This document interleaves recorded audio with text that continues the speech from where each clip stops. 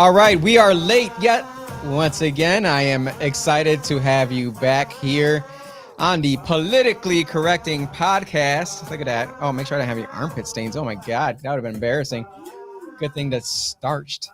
Anyways, thank you for being here. We appreciate you as always. Thank you for spending your time with us. I've got me, myself, and I, and Lavelle Lewis here. We unfortunately do not have our sidekick, Dan from the streets. He is at home as he should be. We have Austin. Hello. Austin, Massachusetts, filling in for him. Yeah, I have a mic right today. there. This is fun. Austin got a Austin mic this has a time. mic. Oh my God, Oh it's my about to go gosh. crazy. Listen to that voice. Oh, hello. Hello, ladies. Yeah, He is available. I'm a professional voice man. Watch Watch him. out now. Is he actually available? Austin, He are is you available? Yeah, I am available. You know Oh, what? Yeah, all you We the yeah. People podcast people. What's up? Man, Like that thumb? There we go. What If you you want, talking if about, you like man? that thumb, if that looks appealing to you, Look at that thumb. look at that hair on that forearm. I got no hair on my forearm. Yeah, well, you You're a know, man, I'm a man. man. Yeah, You're a man's exactly. man. You know? Listen, if you can grow hair on that arm, you can grow hair in your face, ladies. Just imagine the beard. Oh, he's got the stash. I do. And- my and stash beard this time, is remarkable. But the beard game, though, is strong. He'll grow a beard in 2 weeks. He's from the woods. He's a man of the Yes. woods. That's what happens. Yeah, Easy. exactly. Take You a know? moment, please smash that like button. You know we got to use the algorithm so that they don't shadow ban us I from. just saw blow darts. Blow dart.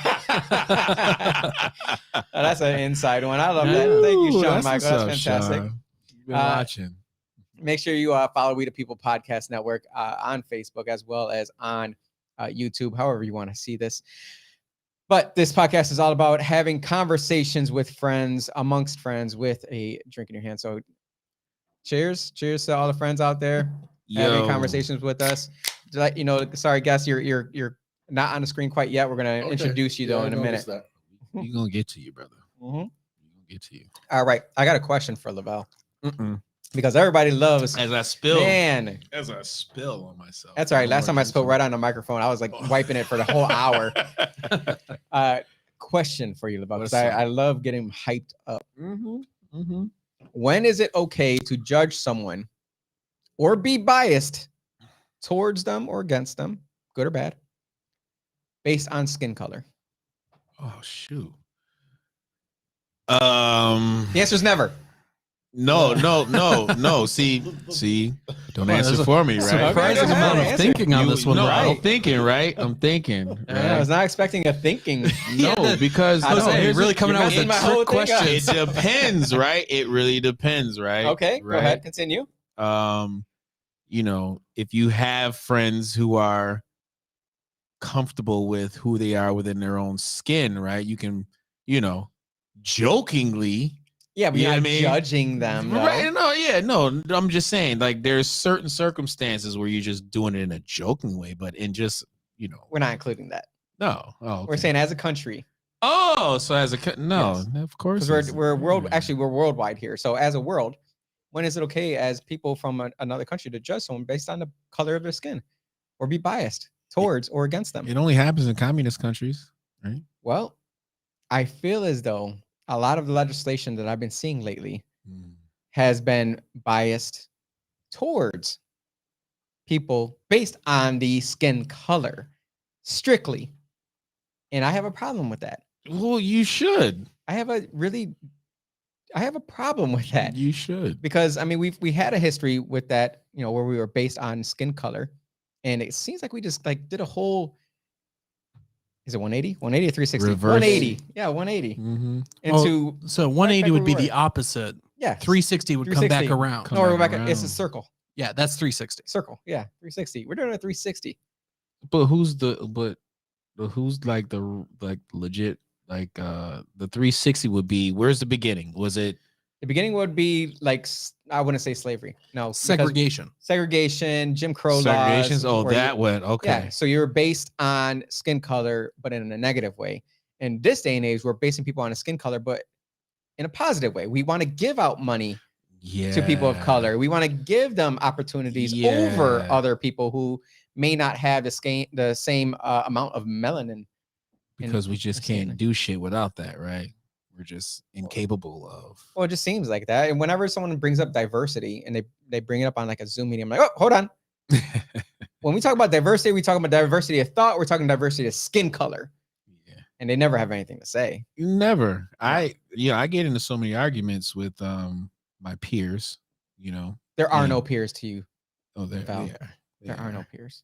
My friends who share the same color as me, and we have these heated arguments about how racist or non-racist the world is and what's going on and all that stuff. And the conversations get real heated when you start to say, all right, so then what? Like, okay, so we had the issue, the situation. So what are you going to do after it? Are you just going to sit here and cry, woe is me, and try and figure out more, sad stories to complain about? Or are we going to talk about some solutions or figure out how we're going to move past it? Well, my response is not always about, okay, then what are we going to do? But it's also, how far back do you want to go then? Yeah. Because we can't just stop at the, slavery. How about we go back a little bit further?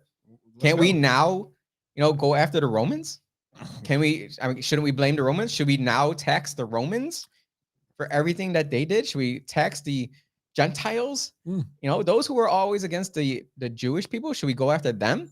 How does Ireland love Great Britain right now? Right. Well, they always want to go back to the past, but they stop, right? They stop at a time that benefits them. Yeah. You can't bring up the past without bringing up the past and going even further back. Okay, where did those slaves come from? They came from Africa. Let's go back to Africa then. Was there slavery in Africa? Well, we know in the Bible there was slavery in Africa. How dare you bring that up, Jose? Well, we talk facts on this show, right? I'm with you, Jose. Let's go back. Let's like the Mesopotamia, Hammurabi. Like, let's really go back like 50,000 years. Don't stop there. Tell them don't stop there. Keep going. What else you got? Exactly. The Persians. The Persians had a lot of slaves, man. They were gangster. So that was my intro into this. That's not my getting you hyped up yet, though. Don't worry, we got some more. Saudi Arabia had slavery all the way up to like the 1980s, I believe. See, there you go. No, I mean they're in Africa too, aren't they? Or no, they're not in Africa. They're close to Africa. Yeah, right in that they're region. they're not in Africa. My bad. But at some point they're gonna have to owe reparations, right? No. What do you mean? Because it's Saudi Arabia. Yeah, they owe reparations. They run shit for the oil prices that they've gouged us for so long. Hell no. How many African slaves did they have in Saudi Arabia? Well, they owe it to the Bush family for all the wars that they had to start in that country in order to. Are you calling out Republicans today? I am not. The Bush family, man, they are. Yeah, they gangster too. I like when George H.W.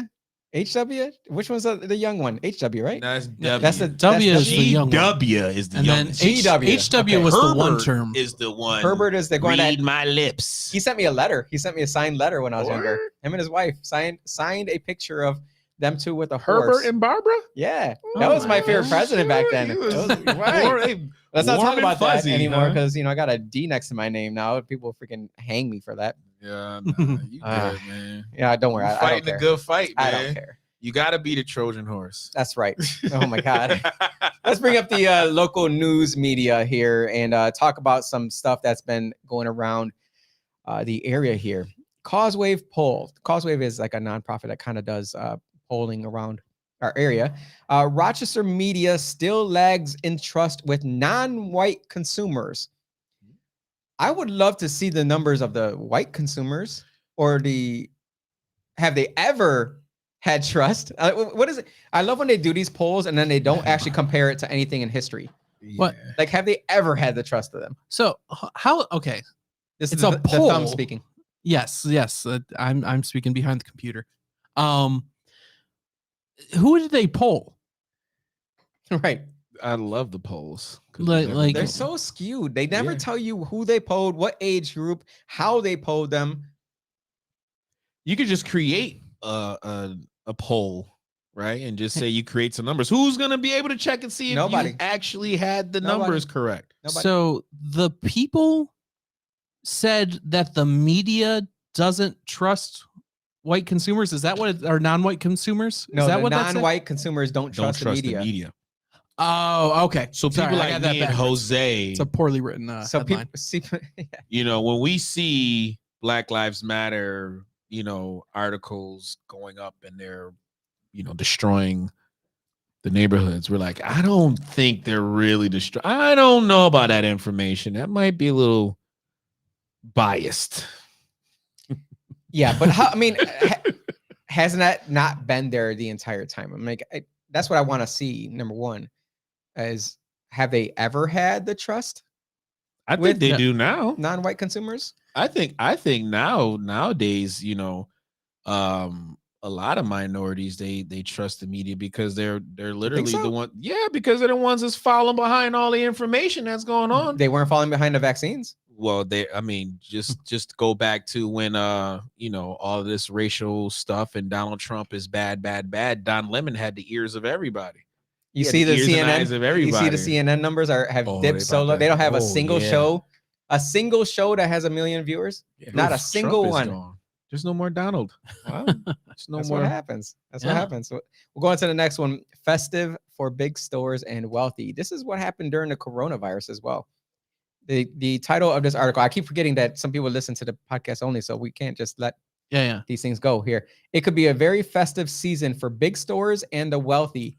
Duh, because that's the entire coronavirus. As opposed to every other season? Yeah. Like what do you I mean, do these people not recall the entire COVID pandemic when they shut everything down except Home Depot, fast food joints, the big chain stores, and liquor stores. Of course, liquor stores. Of course, liquor stores. Because I mean, drunk Uncle Joe needs to get his brandy for Thanksgiving, or he's gonna be really jacked up, you know. Well, then there'll be health problems, right? And he's gonna go through withdrawal, and then he's gonna have to go to the hospital. That was our mentality of. Weren't they essential? They were essential. I didn't know liquor was essential to the body. Well, I didn't know a lot of things were essential. Well, it's essential to my body.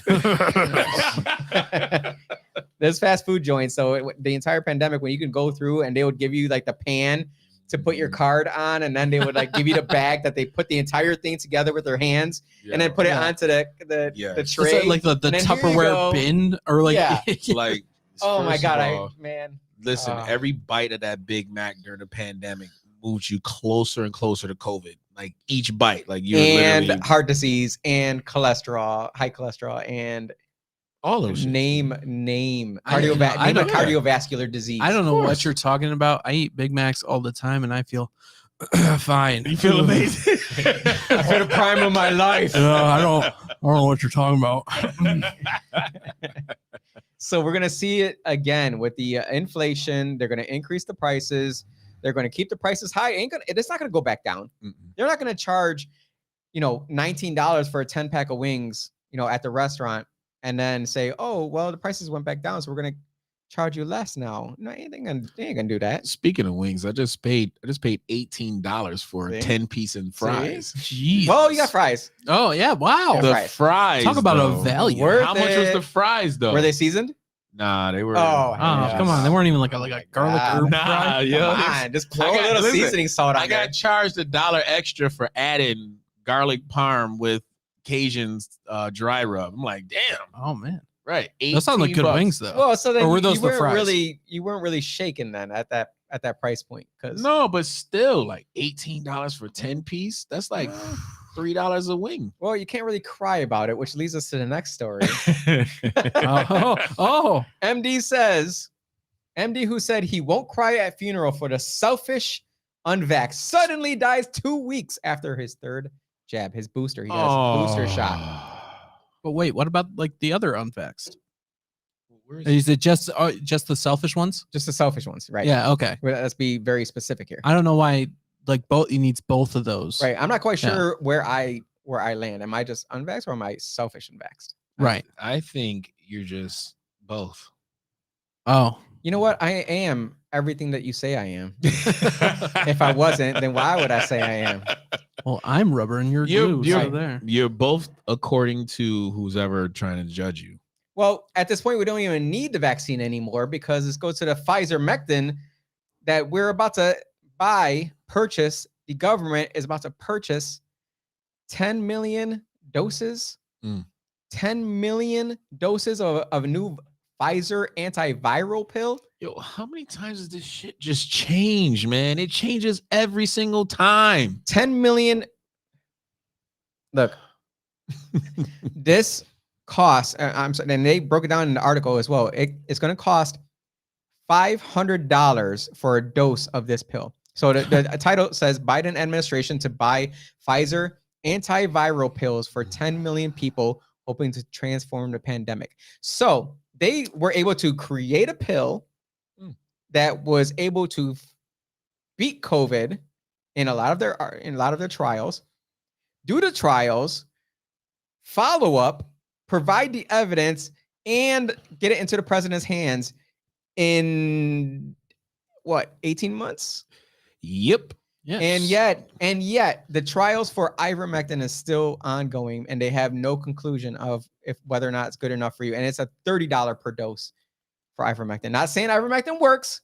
I'm just saying that where are the trials? Where are the results of those trials that have been ongoing for a year and a half, when we can come up with another Pfizer pill that costs $500 for a dose and buy 10 million doses? Well, Jose, I think you misunderstand the headline. When it says hoping to transform the pandemic, their goal is, the Delta variant, is it scary enough? Yeah. They want to make a more scary variant. Here we go. His third eye is open. Yeah. See, it's the Omega variant is coming. The amount of time he's been, producing for this podcast, he's been waiting. He's been waiting for this moment. You've been waiting for this moment. You guys aren't reading the headlines right. Let's go to the actually, you know what? Let's go to the QAnon shaman. Shaman is the right one here. I laughed at this one. This guy, Jake Angeli, aka QAnon shaman, the guy that wore all like the fur and everything to the January 6th insurrection, the Capitol riots, which it was a riot, right? Let's be honest here. It was wrong. They shouldn't have broken into the building. They should not have done this stupid stuff. They shouldn't have been escorted in. They shouldn't have been, right. They shouldn't have been allowed in and gates moved for them. They shouldn't have, really what it is they shouldn't have done the exact same thing that BLM did the entire 2020 because, I'm sorry, go back so I can't read it anymore. Oh, sorry. It says he was sentenced to 41 months. 41 months. Why not 42? Well, 41 is a weird amount of months. Well, they were asking for 51 months.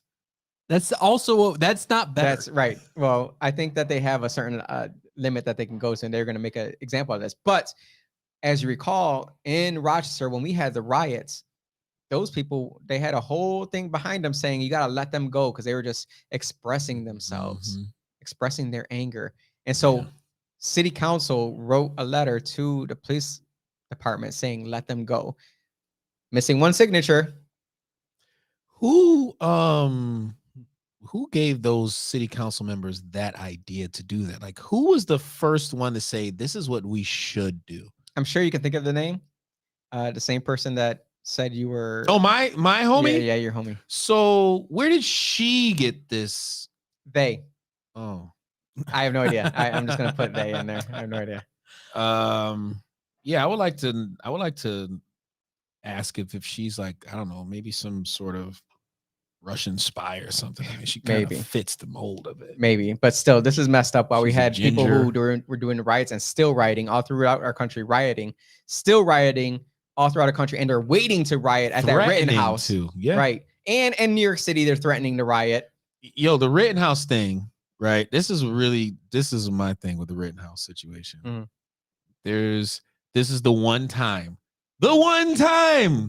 Black people are not involved at all in any shooting. Not a single. We are not behind the gun or in front of the gun, but yet we want to be a part of this conversation so damn bad. Let white people. Let it do it. But is it Black people that want to be involved, or is it white people putting Black people involved and equating it somehow to if this guy were Black or if this person were Black, then it somehow got twisted in the media as this guy's I haven't seen anything that says that he's a white supremacist. Well, all it takes is a meme.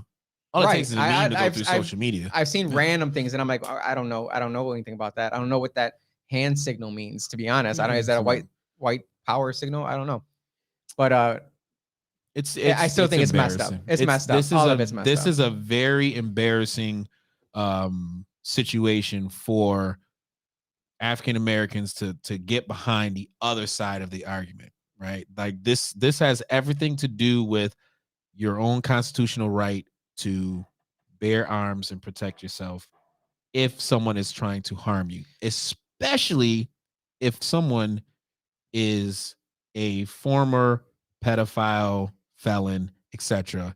They have a rap sheet. Anal raped a young child. He needs to go. Anally raped a young child. Congratulations, Rittenhouse. You got rid of a pedophile. That actually brings us to the last one before we get into our illustrious guest here, which this is what I was hoping to get Mr. Lavelle hooked up on. Old Dominion University places professor on leave after interview defending minor attracted persons. They're trying to normalize this phrase. Yeah. Minor attracted persons. They've been trying pedophiles. They've been trying to normalize this through the Vatican as well, you know. Well, maybe we can look into this and see it's like a sickness, you know. They can't help it but like little booties. You ain't gotta say that. That's all they had. That's right. What they're saying, right? Like, I mean, we could never have a conversation about the Vatican and their, you know, atrocities all through this argument. But this right here is like, this is what's going on. It's coming. So yeah, like, sure, they probably can't can't help being attracted to little booties, but that's not okay. Like the quote here, the person's name was Alan Walker, Allyn, which I think that says a lot right there. Said in a November 8th interview that people can be attracted to children without acting on it. Yo, see, there we go. The fact that he's on leave. Julio's rearing to get in on this one. He's on leave for this? Leave. Yeah, not fired. Like, yo, let's look into his history right now. Let's go right into his inbox. Let's see what he got in his video stash. This dude right here is red flagging diddler all over. Like, he's a diddler right there. This professor wrote a book titled A Long Dark Shadow, Minor Attracted People and Their Pursuit of Dignity. Oh, God. That's disgusting. No one writes a book in defense of pedophiles who is not a pedophile. There you go. Right. Like, he has a dog in that fight. He definitely, he's in. That's what he's going to go to next. Have you seen the 12-year-olds I met yesterday? You seen the TikTok video of the girl that was giving 10 reasons why women should have sex with their dogs? What? Oh my gosh! Yeah, I literally, as soon as she said it, I said, "Are you?" What? There's no way that was done. I couldn't even hear the 10 reasons. I said, "This is absolutely absurd." And the fact that little kids are on TikTok and these stupid freaking videos will definitely pop up because she had millions of views, millions of views. And we got mad at Michael Vick. Man, you know what? Let's bring Julio in because I know he's got something to say about this here. Julio Negron, he's the what would you say? President, the founder, co-founder of Wake 'em Up Ministry, from Hope Christian Fellowship, Rochester, New York, the lead evangelist of Hope Christian Fellowship. So when it comes to something like that, let's talk about this. Yeah, let's talk about pedophilia here. Mm-hmm. That's got to be something. If it's in the heart, it's a heart issue, I believe, according to the scripture, but also in the mind, right? So that's somebody that's looking at someone intentionally with lustful desires, right? And then so now that's got to be kept getting fed. You know what I mean? That person's feeding on those thoughts. Eventually, what'll happen is it'll go to the heart, and then it's going to become an action. You see what I'm saying? So this isn't, and this goes across the board for lust in general. I don't struggle with anything of children. I'm married to a beautiful wife. We got 2 beautiful children. So there still is an attraction that I have to women, right? As a man, right? But when those thoughts come to me now, I'm trying to put a pause because my mind, just like any other How do you do that? Because as a man who is a man, you have eyes. And as a man who can see the beauty in another person, right? You can say, whoa. And in this day and age of Instagram, TikTok, all the social media where we are just bombarded with sexual content every single day. And what used to be rated PG-13 back in the day is like rated G now. Oh yeah. Right. Well, it used to be rated R just a few years ago is now rated G. You can watch it with kids.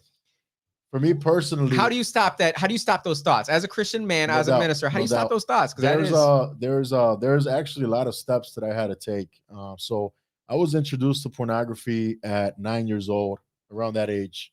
Yeah. Finding it at my grandparents' house. This is before online and all that stuff. So from magazines. How old are you? I'm 35. Okay. So magazines, VHS, you know what I mean? So you would pop it in, and the first time, man, I was just mesmerized, just hypnotized to it. And then from there, it created a hunger to want to get women, to want to do those same things with women. And sexualize them, then learning about masturbation, and then doing both. But many steps have taken place after I accepted Christ. This is what happens right now. First of all, my cell phone has covenant eyes. So what that does is anything that I'm trying to go into that's inappropriate, I type in any keyword like ass or any private part, any whatever, it's gonna block it. You see what I'm saying? Also, Covenant Eyes works with I have partners that I have that it'll send them an email, and then they'll say, "Oh, what's going on?" So I still have that blocked to this day, even though I'm not viewing porn anymore. What's the email? What's this email thing that? So Covenant Eyes, what happens is it's a partnership it's a software designed to block inappropriate usage on a cell phone or any device. Right. So what it does is an accountability partner that I have. So it'll send it to them. It'll send them an email every week saying, "Yo, it's clean, it's good." Yeah. Okay. Listen. I'm going. For me.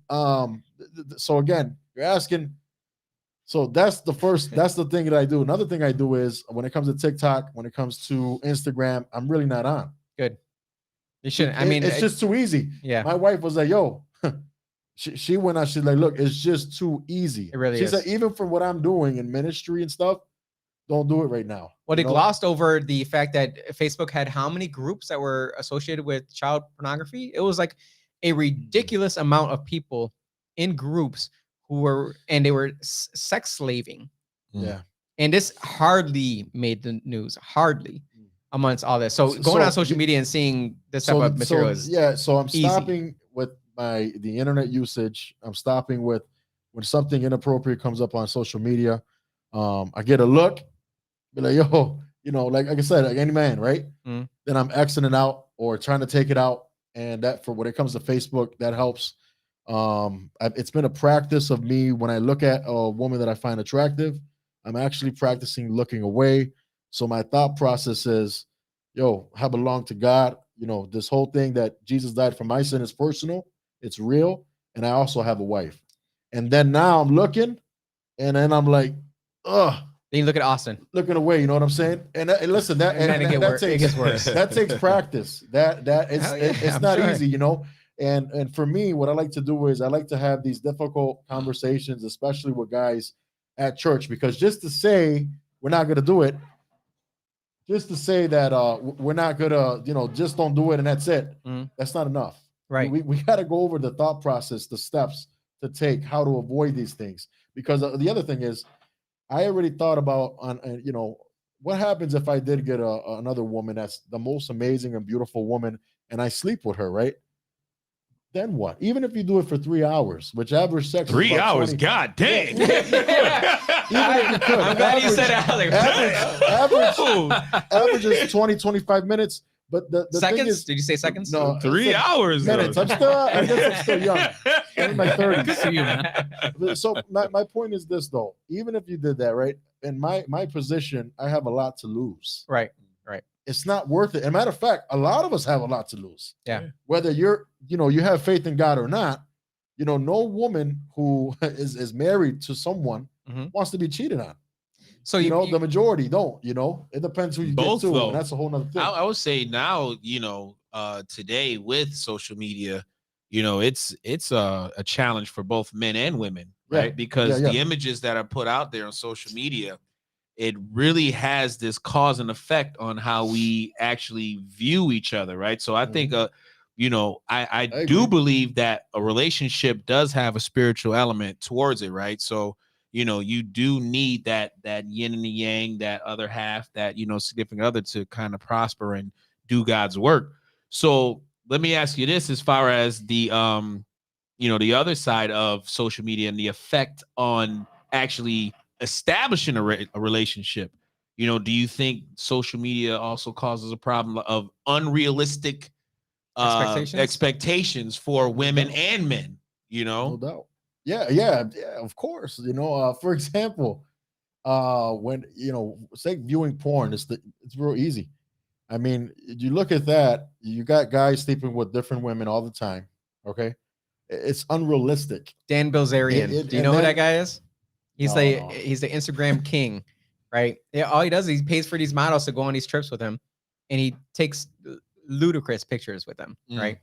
And I'm like, you gotta see that this is not real life. Real life. That's not real life. It's not real. And then so why? And then the other thing is too, man. Once you're married, and you have kids, the frequency of the amount of sex that you could have, when you're single and a teenager, it's different now. Right. You get what I'm saying? So, and then if you keep watching, consuming porn, also too, you want more different women. Yeah. You want more and more. You can't help it. There's no way. Well, you got thousands of pages, not that I know, but thousands of pages, when you go to porn sites. I know. Yes. Right. Thousands. Right. The problem, and I see this as today, and I'm glad you brought it up, because this was a conversation we had like just a week ago. Yeah. We have too many options out there. Like the self-gratification is at your hand, right? So literally right there. Yeah, with the cell phone in your hand. Right. So you can literally, like, whatever you want to find, whatever your heart or your crazy thoughts desire, you can find it out there in an instant. How bad do you think this has made our country? Because everyone says, the divorce rate is terrible. Even in the church. Even in the church. 45-50%. The men, men aren't men anymore. Women aren't faithful anymore. It's like becoming like an epidemic. Pandemic is problem. All the above. Epidemic is smaller than the pandemic, I think. Well, pandemic is specifically disease related, I think. A problem. So it's a problem. That's right. It's a problem. It's endemic. All right. Yeah, right. I'm brainwashed by the media at this point. Sorry. So it seems as if that's a problem. You just brought it up that it's still a problem in the church too. So people who are Bible believing, Christ believing followers are still getting 45% divorced. About that, yeah. And then pastors set at about 50% viewing pornography. I think it's like once a month or something like that. So there's a problem definitely going on. And in my opinion, it's the lack of accountability in that area. Okay. Why, I'm stronger in that area, which was an extreme weak point for me. Again, imagine you're learning about that at 9. Yeah. Okay. Yeah. I was about to say around. I was about to say Friday after dark, boys. Cinemax. I was on it. 9 or 10. Through the squiggly lines. I was on it. No. I had Cinemax. Oh my God. You were living your HBO. life as a little kid. Oh my God. I was staying up on purpose. Your parents set you up for failure there. Oh, she had no clue. I was watching, you know what it was? I was watching the Saturday night main event wrestling. So when that's on, like, oh shoot, she has no idea. Terrible. You're giving these kids ideas. They don't even know what Saturday night main event is anymore. I know. So with the accountability, it challenges us to come up with a plan and then sticking to the plan. So that's what the emails that get sent out. That's what the emails, but also too, sometimes like I said, I'm a man too, man. I get crazy thoughts. You know what I'm saying? That just because now I feel like, God, 3 hours. Woo-hoo-hoo, I'm about to give it up 3 hours. Ain't no 3 hours, bro. I use that though for logic of any other man to say, yo, it's not worth it. Even if you could do that, it ain't worth it because you're gonna lose everything. Yeah, family, your well, instant testimony, all that. gratification has Absolutely. become Well, an issue. You in our can lose it Sure. all. Yeah, you can lose it. So, but 3 hours is a little short. 3 hours. Yeah, man. there you go. He's Kama Sutra guy. You didn't know it's his thumb. Kama Sutra Austin over there. So the accountability, that'll be my challenge if we want to do that. Another thing is too, when I talk to kids in the inner city, like Youth for Christ or ministering to people in the inner city or at the church, I challenge them and say, listen, what is it called? Why you're gonna get married, you're gonna sleep with somebody and get divorced, or why is it that we're having children and then at the end you're not raising the children, especially people in the inner city. All right. Yeah. What we got minority at 75% with a fatherless home. Yeah, it's crazy. I didn't meet my dad till I was 10 years old, so I know about this too. So I never met my dad. Just Wow. FYI, not many people know that. Yeah, I've no, I never didn't know met that. never met my dad. Wow. He So- died in prison. Wow. Got you. Man, that's tough. And so my thing is this is I say, who grows up saying I'm gonna get a shorty pregnant, get this woman pregnant, and then once she's pregnant, I'm gonna leave her alone to raise that child alone. Well, because Nobody growing up is doing, but I'm saying the thought process. Yeah. I never had that thought process. No one that I've ever talked to has said, "Oh yeah, me." You know what I'm saying? And so I challenge the person in that and say, because really, between music video, between our culture, the block, everyone is just doing this, right? And then the church too, we're not doing a good job at, either speaking up about this, at church or outside, So I'm trying to do all of that. Well, there's a couple of things you brought up in there, which the reaching of the people to me has been a huge problem with the church these days. Is you see a lot more going towards like the non-denominational. What are your thoughts on these churches going non-denominational instead of sticking true to what they are, which would be like Baptist or Lutheran, or I don't even know the differences between all these. Well, each different denomination has difference. So one of them would say, you have to be baptized in the name of the Father, Son, Holy Spirit. Somebody else would say, you got to be able to speak in tongues, or else you don't. That's proof that you don't have the Holy Spirit. Or wait, you don't have to do. So all the denominations, they believe in certain things. Like some denominations believe, that there still is the gift of healing, just like in the Bible. And then some others ones say, no, that's dead with the disciples. That's with the apostles. That's over right now. You'll never see a healing ever. That's over with. So the denominations is like that.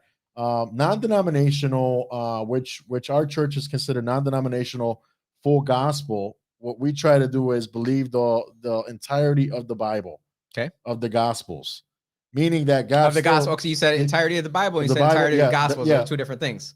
Yeah, well, the Old Testament and the New Testament. So we believe still in the gift of healing and stuff like that. Okay, there's been people who've been healed. Miracles. Now, it doesn't happen every time though. Right. It's not like and that's another thing too. We got to realize. Just because we pray for people. Listen, I got family members who died. We prayed for, right? And then it's like very few actually that they came through, they survived, or an actual miracle, right? You know what I'm saying? That happens. So yeah, the denominations are different in that sense, but the main common thing that should be for all of them is the belief in Jesus Christ, that Jesus Christ makes one right with God, because we are sinful, or we failed God. By disobeying God, by lying, by stealing, sex out of marriage, all those things. By being born. We're born into sin. Yeah. So we do those things. We have an inclination to do those things. Right. So we have given into those things. So God's master plan for us was Jesus Christ. Mm-hmm. Jesus Christ never sinned. So this is why in the Bible it teaches, and we believe this, that he's the Son of God. And he also is God in the flesh. And you read John chapter 1, and there's also multiple verses on that. So that'll be the only explanation how Jesus never sinned. So Jesus never sins. What he does is he dies on the cross for us. He makes us right with God. But how do you talk to these kids to So, get them to understand Got you. the gospel? Yeah. So initially I challenge them with the piece about like with the fathers or the drugs. Another thing I mentioned too is, listen, how many, and I'm straight up, how many of you when you grow up want to be a drug user? Mm. This is the way I talk to, this is the way I do it. People might be uncomfortable with that. That's okay. But there's a point. You got to look at my motives and why I'm talking like this, right? So don't just say, oh man, what is he talking about? Just listen. So I say, how many of you, when you grow up, want to be a drug dealer or a drug user? Who you're saying this to? I'm saying this to inner city kids. Right. Okay. And I'm Because talking teenagers. I've seen your videos where you go up onto people on the streets. Homeless or in the streets. Yes. Yeah. Yeah. So you're going out to people on the streets. Yes. Who are dealing drugs. Yes. And asking them. So before the ones dealing the drugs, so my audience, if they're the Youth for Christ, so these are kids from 12. And that's where I met 18, you, which at the Youth for Christ. Youth for Christ at the basketball thing that no one else showed up to but me. Just saying. Yeah. I'll be there this Friday though. Okay, good. Go. So over there, and everyone out there listening, show up this Friday. I will be there from 5 to 8, right? 5 to 8. Yeah. Listen. Yeah. You ain't gonna hoop. So over there, just challenging them in that and saying, how many of you want to do that? Nobody ever raised their hand. You know what I'm saying? This past week, he brought up the killing of that young teenager, and how many of you thought about, or what did you think about that? That was what you brought up. That's how we got to know each other. Yes. And I bring that up too. So I do use what's going on. Right. And so by doing that, and then I'm saying, listen, there has to be a change that takes place. Because if right now you're saying that you don't want to do it or not even thinking about doing that, right. However, our culture, our society is moving towards that direction anyway. So what are we doing to change? What are we doing to speak to others, to not do those things? And so then now I'm going to present, if you're finding it difficult, which it should be difficult to make these changes. Well, nothing worth it isn't. No, absolutely. But what enables me the most, and this is what I'll say at the core, is that I literally found, man, I am a sinful being. Yeah, I do some good things. There's some things I did wrong. I need forgiveness. I'm granted that through Jesus. So what ends up happening is this, man, my life has changed. I'm a new person now. It enables me, empowers me now to take steps and saying, okay, I'm going to say no to these things.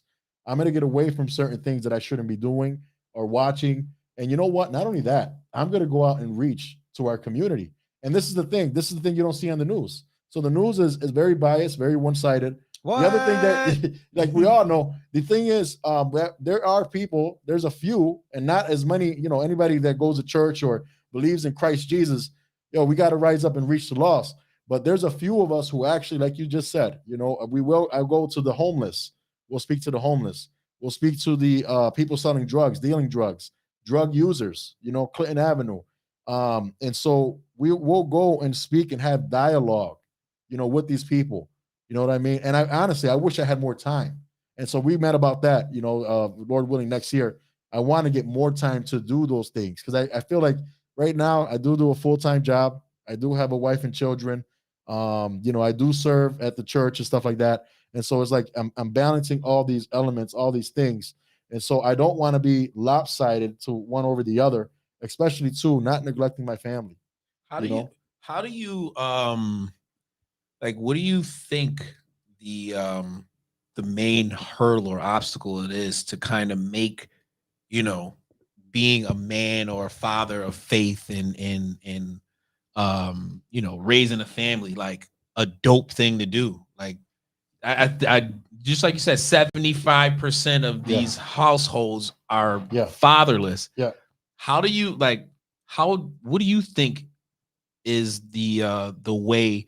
I mean, of course, religion and those things are great, but a lot of folks are just so turned off by that. Like, by what religion? is your how do you how do you even get past that hurdle of like, oh, this dude's how do you connect? How do you do that? I didn't have my dad in my life.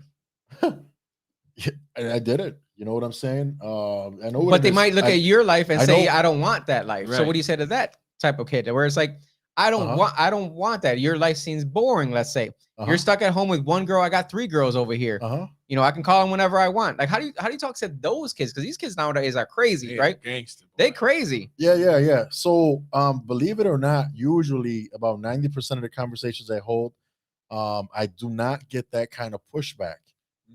They actually listen.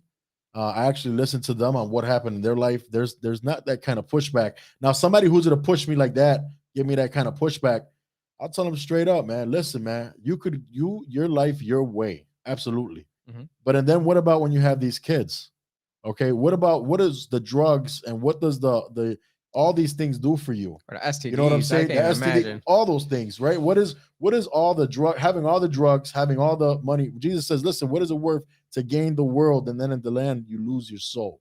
Right. And so my thing is too, according to the word of God, because I am a Christian, will also believe that one day God will make everything right. And this is the thing. That's right. Whatever's I do going believe on that. here on earth, see, the beauty is one day God will make everything right. He will get that person, he's going to make it right.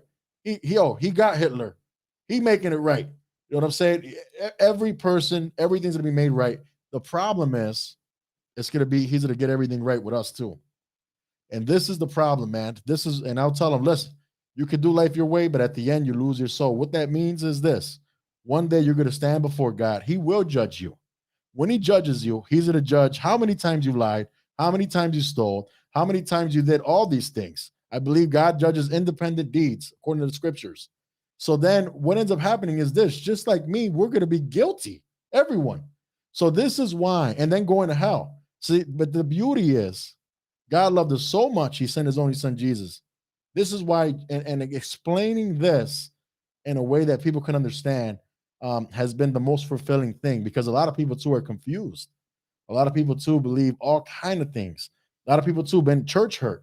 So now what they see, they see God, that pastor that molested them or molested a child, whatever message they heard, they're saying, well, this is how God is. A lot of people will say, well, I didn't have my dad in my life.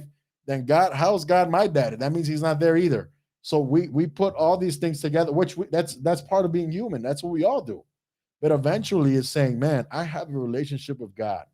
Man, God, you actually changed my personal life. And so now from here, I'm moving forward. Now I'm going to start listening and doing what you want me to do, And so do you believe that different people have different relationships with Christ, though? Yes.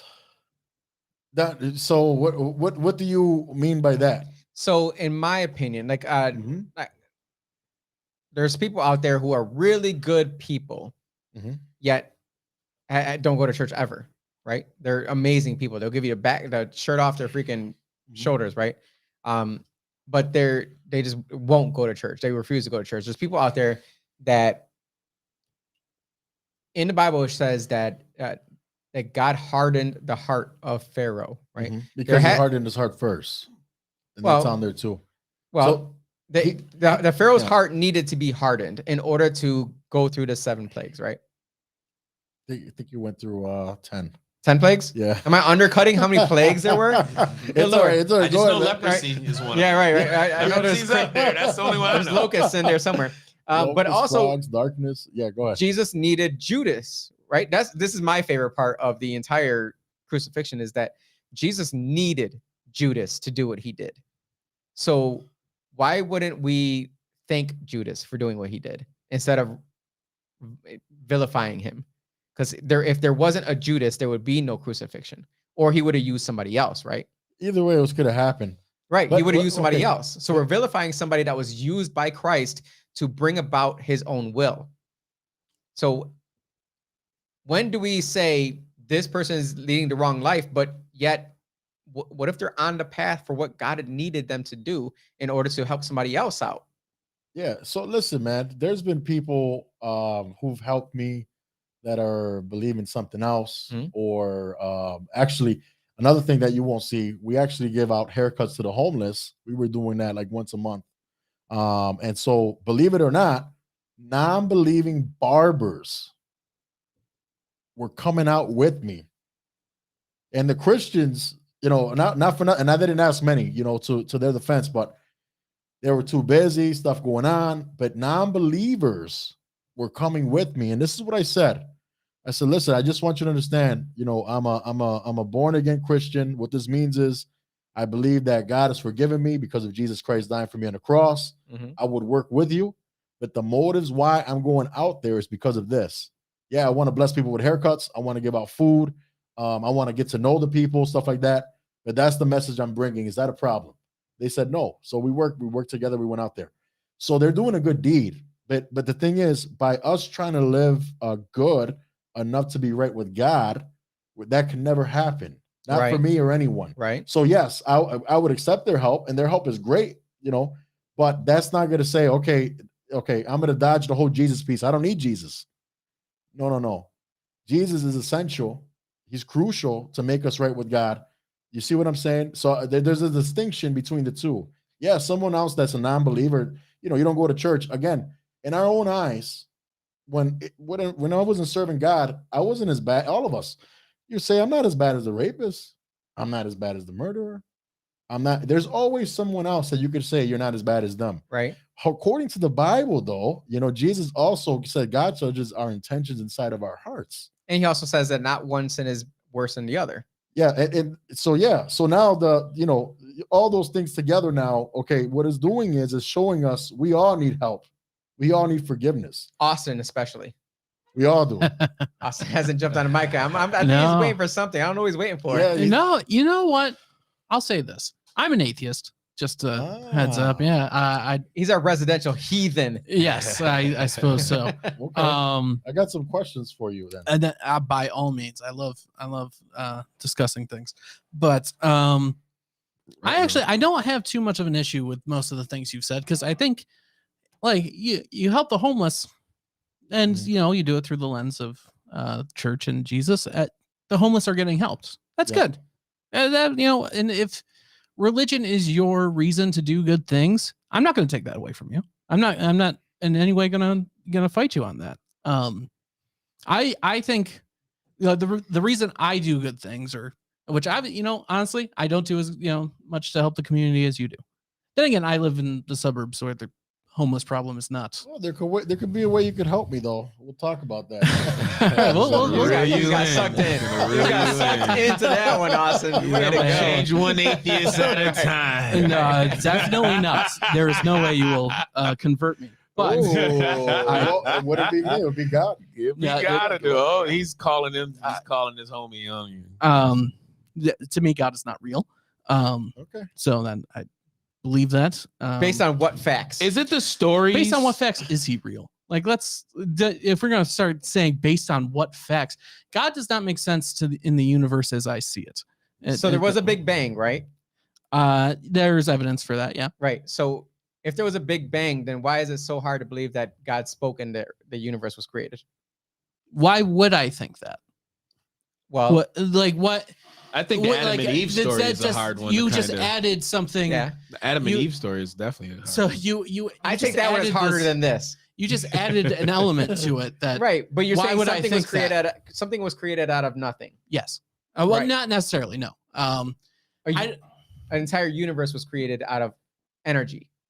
No, because then where did the energy come from? I don't claim to know the origin of the universe. Okay. However, The only thing that makes sense is a creator. Scenario, no, because where did the creator come from? I got you.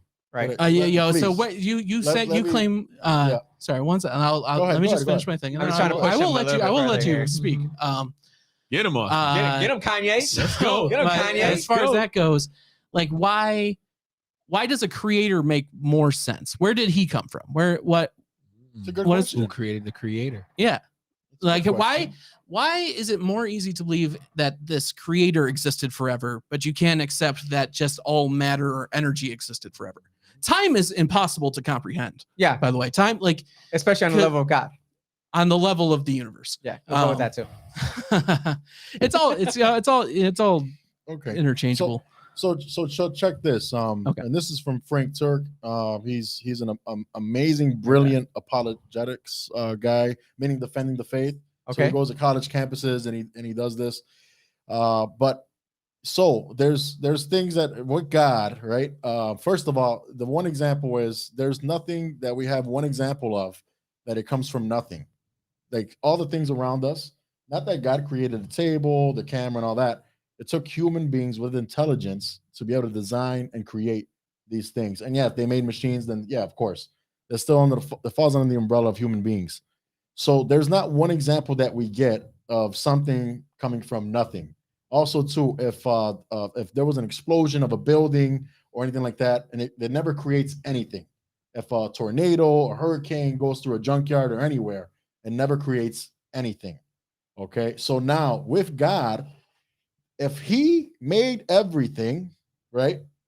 So meaning everything, meaning time, space, and matter, that means that now he would have to be greater and more powerful to do those things from nothing. So we're able to make things and come up with things with material, raw material, but then this God, this creator would have to be big, great, and powerful enough to make things out of nothing.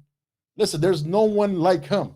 And if he's God, if he created the world and the universe, we would have to say, wow, then for sure it would take someone like that, someone with intelligence to make, and then again, so. Did he only make this universe? Is there other universes? Well, there's a huge galaxy, right? That has no end. So he's just making universes. Just We're you the get only- a universe. You get a universe. Like Oprah? Everybody gets a universe. the beauty is this, though. You see, with the hope of the Bible, of Christianity, is that God loved us so much, he sent Jesus, and so Jesus came down as a human being and died for our sins, which would make us extremely unique. But you can see how awesome. Like I've tested my own faith over many years here, and for me, that's the weird part as well, which is like, so you are telling me that God inserted a baby into a woman unknowingly, unwillingly, and then she told her boyfriend at the time that, hey, I'm pregnant, and I was told it's gonna be the savior of the world. Like we could, as a believer myself. Yeah, there's one other component. I can also say she that's actually got permission to do it. She gave permission for that, actually. Explain. So when you read the Gospels, it's the angel Gabriel talking to her, and then when I don't know what I'm gonna do. Gabriel came down first. I'm with you on this. So Gabriel comes down, says, "Listen, basically Jesus is gonna come through you, right, to redeem the world, right?" And she says, "Let it be so, as you said." Okay, so she agreed to it. It's not like you get what I'm saying. I don't want. Well, free will is a big thing in the Bible, and I think people overlook the fact that the entire Christian-based faith is on free will, which is why when we see that flag behind Lavelle there, I'm actually Lavelle's first time not wearing a hat here. I'm just noticing that. That flag right there, that represents free will. It represents freedom. It represents your individual right to choose for yourself. And that's inherent in the Christian faith. You have the free will to decide whether you're going to pick of that tree. You have the free will to decide whether you're going to believe in Christ or not believe. You have the free will to decide whether you're going to act like you believe or not. No. And that's that. I think people forget that. I think another problem we have sometimes too is, with my man Austin here, is me or anybody else that believes something different, is even though I really strictly believe Jesus is the only way to be right with God. However, I'm not going to come at anybody in a way that is like aggressive or try to be violent with them. Well, it would be aggressive and violent if you tell him that he's going to go to hell, though, right? That is. Hold on. So this is my point. My point is I'm going to hear out whatever he has to say, because to somebody to say there is no God, to me that's disrespectful. That's like, man, no, there is a God. But I'm not going to come off at him like bashing him, or somebody could say there is another way, not Jesus.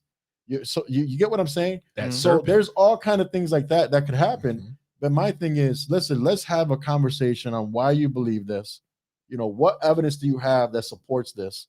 And then let's go from there. Let's look for the truth together.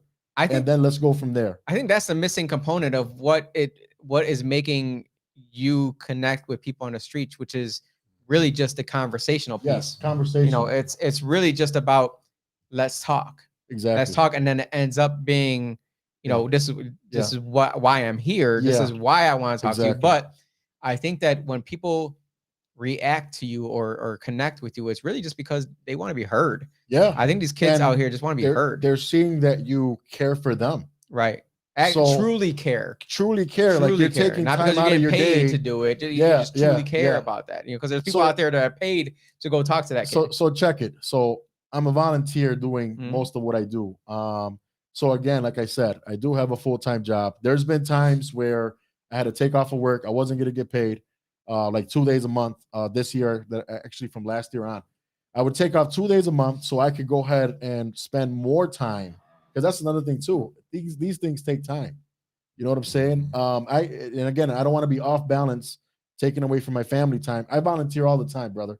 every week. Seriously. Trust me, I feel you. And so you got to have that balance of family life and so the next step, your as I duty. prayed and thought about it, Lord, I really do want to reach the community more. Mhm. And I said, okay, I'm gonna have to take off of work to do it. So then what I did was, all right, take off a whole 8 hours. I put 5 of that, right? Go to Clinton Avenue, go to downtown, and go in with the people that are in the city or where the homeless are and stuff like that. And then I have more time to do that. Prior to that, I prep, I get stuff together, whether care packages, we give that out too. So I have like granola bars, water, stuff like that. It does have Christian literature. And you got stuff for homeless people. That's Is what I'm that the saying. same one? Yes, Right. yeah, it's that. So we'll give those things out, getting that ready, picking up the merchandise also, also I meet with people one-to-one if that's what they want to do. Also too, I had meetings with pastors in India or Africa, encouraging them to reach their community. So those are things too that Why India, Africa? we believe to spread the gospel all over the world. Yeah. So my thing is my hometown. How did you get connected with India, Africa? Is just because of the YouTube, Okay. because I have a YouTube as well and the podcast as well. Put that name out there. What's the yeah, YouTube yeah. that people can It's search? Wake 'em Up Ministry. Show the It's shirt. right Show there, the shirt. right there on the shirt. Can you see it It's in the Wake 'em video? Up Ministry right there. So yeah, YouTube it or podcast. And so by doing that, they reached out to me, and so I encouraged them to. So you're reach out. worldwide. Yeah. There you go. Mr. Worldwide. You can say that, man. But the thing is too with that, man, a lot of them look up to us here in America in a big way. And another thing they try to do is they're trying to say, yo, come over here. I'm like, yo, this would have cost me $5,000 probably to go over there for 2 weeks. Mm-hmm. I want to encourage you from here. Yeah, I'll send you some resources because our money's worth more over there. Mm-hmm. Let me send you some resources, and I send it out to pastors after we gain our trust and stuff like that. We gain each other's trust. And so I want you to reach your community. I want you to reach the homeless there. You know what I'm saying? I want you to reach the people there that are in need. They got a whole lot of India. They do. Oh man, they do, man. I don't think people don't realize how many people are in India. Oh my gosh, India. It's really nuts. bad. It's 3 times bigger population than the United States of America. I mean, the homeless that's living by the train tracks over there in that area. Are you talking about Slumdog Millionaire? No, not that. Are you getting mixed up here? No. Have you ever been there? No, I mean, I know a lot about the culture. Given my my kids. Red Dot or Feather? No, Yeah, we went through Red this. Dot. We went through this. Yeah. But Christianity is such a huge religion. It's everywhere. It's number everywhere. 1 worldwide. Number 2 is Islam. That's interesting. How is Islam Looks not like the the Crusades actual? won. Yeah. Crusaders. That's You a know, good Islam question. is going to say that. Like, we are the actual religion, and you are just biting off of, our. What was it? It was Esau and Jacob, right? That who got the, they come from they'll say from Esau. But the thing is this it's looking at the 2 documentations that we have. So we had the Quran, we have the Bible. The Quran is written around 600 AD. Okay, the Bible, the New Testament is done by 95 AD, the 27 books of the New Testament, and then you got the whole it's Old put together Testament. by then. It was written way before that. Yeah, by 95, no, I'm sorry, by I'm 95 wrong. AD. I'm wrong. Yeah. So the thing is this, you see, I've read the whole Quran and I've read the whole Bible. And so, and with that being said, I'm not saying that to put myself higher than others. There's some parts that I don't have memorized, some parts I do. I still got to continuously read to educate myself. Anyway, the Quran says, though, to actually read the Bible, to read the Gospels and the Torah. Okay. Mm-hmm. So the Gospels, this is the problem now, because and they both agree that Jesus came from Virgin Mary. Okay. They both agree that Jesus is sinless. Yep. Where they disagree is that Jesus is not the Son of God, not the Messiah. And also they disagree that Jesus did not die for our sins. So now we have a big dilemma here. One has to be true, the other has to be false. Islam is already saying in the Quran to read the Bible. Okay. Mm-hmm. So the Bible wins, and then when you look at Jesus, so Jesus has no sin, Muhammad has sin. Okay, right there, Jesus performs miracles, Muhammad does not. Jesus then is in a higher category than any man in history. So Jesus right there, when we go to his words, John 14:6, he says, he's the way, the truth, and the life. No man comes to the Father except by me, he says. So Muhammad doesn't talk like that. No one else does. Right. And he could talk like that because he's sinless. He's a sinless son of God. And another thing is, if anyone wants to debate that or battle that, you would have to have writings from the same time period of the New Testament with counter arguments saying that Jesus raped many women, that he did all these things, whatever the case is. Well, Muhammad did that. Yeah. Oh, is that what he did? Muhammad did. Yeah, he did. That's why he said Muhammad had a lot of wives. Oh, I said goddamn on this episode. There's a lot of accusations. So you would need that you would need to pinpoint that at the same time period of the New Testament. It can't be somebody saying now, oh yeah, year 2000 something. Oh yeah, Jesus did all that. No. You got to have writings from back then. How hard is it to convert someone who was born in a country that is raised on Islam and will die for the religion? Mm-hmm. How hard is that to convert someone from that to saying you were misled your entire life? Got you. That's a great question. I have not personally. I've had conversations with Muslims. Again, I want to make this clear. I convert no one. That's only God that can do that. That's right. So I have not seen a conversion of me personally. Like, I knew this person, they accepted Jesus, boom, they're living differently now. I've heard many testimonies of that. However, I will say this: I've had many conversations with Muslims, and when I talk to them, my approach, especially too, if I gauge that I'm not going to see you again, so I already know this is do or die, 2 or 5 minutes. I got to say something that's going to literally shake you or wake you up. You know what I'm saying? That's why it's the wake 'em up guy. So what I say is this, and I'll go over, have you read the whole Quran? And most of them say no, right? And I say, well, I've read the whole Quran. I said, does the Quran says to read the Gospels and the Torahs? Most of them say yes. And I say, have you done that? And they say no. And I always say, why not? And they say, well, I'm doing other things. I said, well, the Quran says to read the Gospels and the Torahs, and then I'll aim them at the book of John. I mean, that's like if 2 minutes. If I got 2 minutes, I'm gonna leave them there. Okay. So the book of John, when you start from there going out, you're gonna see how Jesus is the Son of God, God in the flesh. He dies for you on the cross. He makes you right with God. Your life should change. All these things are, right there. So right from there on, you're gonna see that Jesus is more than a prophet. So I aim them there. I'm able to, and most people don't know we're able to have a conversation like that. But yeah, the Quran says to read the Gospels and the Torah. God forbid you have any conversation today about any damn thing. Oh yeah, you can't have let alone religion. Woo! But I'm telling you, and so this is the bad part about the media, because me out in the streets, 90% of conversations, they're gonna go well, right? Right. It's not like, oh no, I don't want to hear about God or Jesus or about. It's not like that.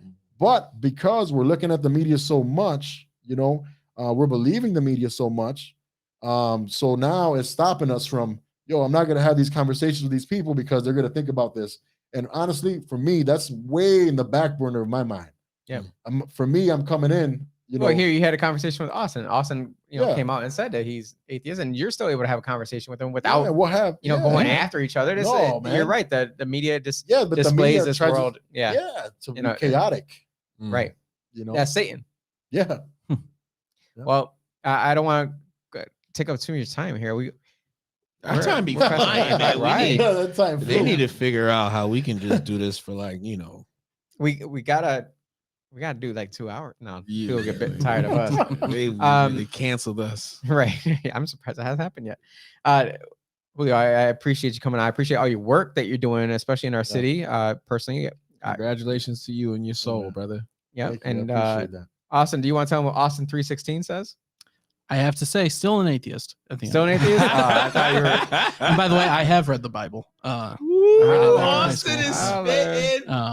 But so I don't know that the John passage is as powerful as you think it is. But no, not for the next. That sounded like more shade than I meant it to.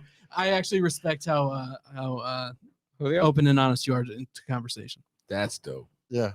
I think I really truly believe that's the key to all of this when it comes to converting these kids to believing something that they may have not been raised with, and that's the thing is like it to me, it's showing them that there's a different light out there and showing them that there's a different path. And then hopefully, God comes into their life and says, there's a different path and it's through me. Right. And so for me, that's impactful for our city because, I feel as though a lot of people state that they were born and raised in the church, but then they stop going to church and they've lost all hope and lost all faith. And once you lose that hope, that's the tough part right there.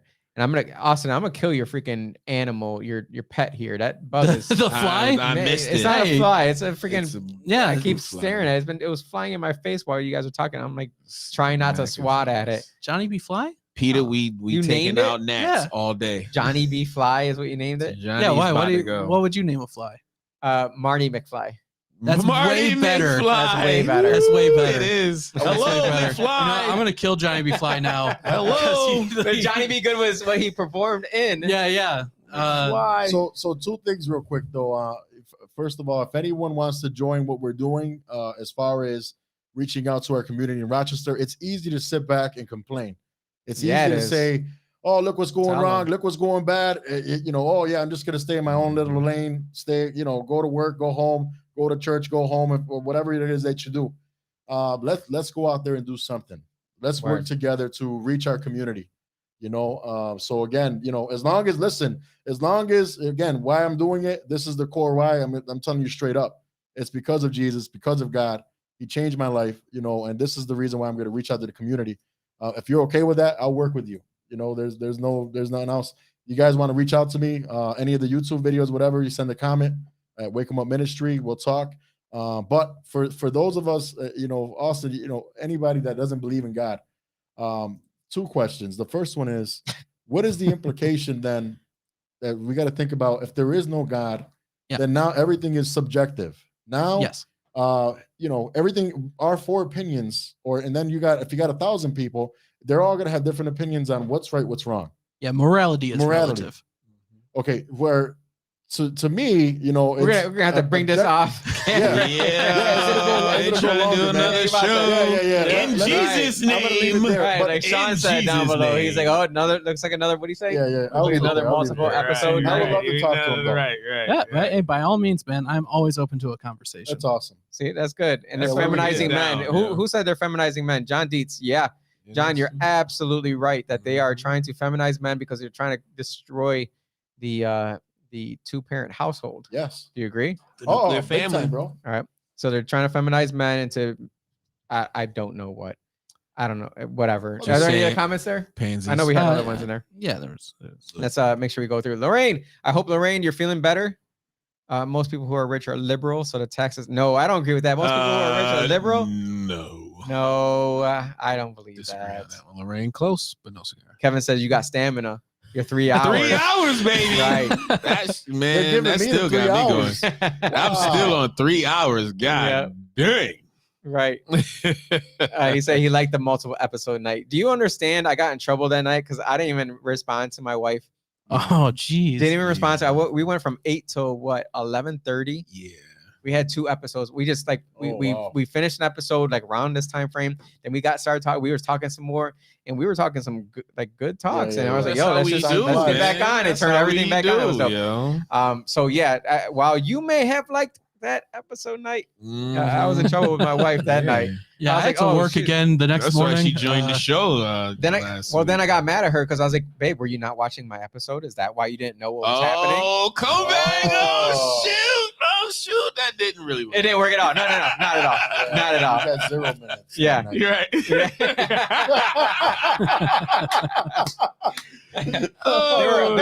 There were multiple emails sent out that night. No, I'm just kidding. Anyways, I want to thank you very much, Julio, for coming on.